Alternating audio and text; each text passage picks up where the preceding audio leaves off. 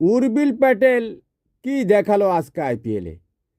8 বলে 6টি ছক্কা সে মেরেছে। আর 8 বলের মধ্যে সে 41 রান সংগ্রহ করে ফেলেছে। অথচ বাকি 9 রান করতে তার 5 বল লেগে গেল। Super slow. আসলে এর অর্থ হচ্ছে ওই যে ক্রিকেট যে একটা দারুণ অনিশ্চয়তার খেলা, এর মাধ্যমে কিন্তু ওই যশস্বী জয়সওয়ালের রেকর্ডটা কিন্তু টিকে গেল।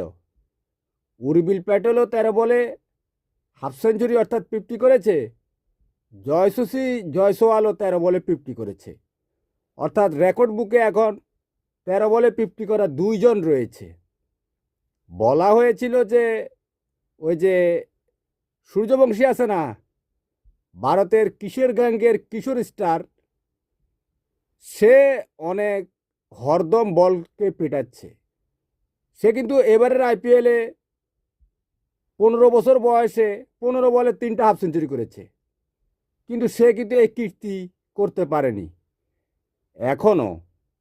তবে সে যেভাবে এগুচ্ছে, ধরা যায় হয়তো করবে কি না, ক্রিকেট তো অনিশ্চয়তার খেলা।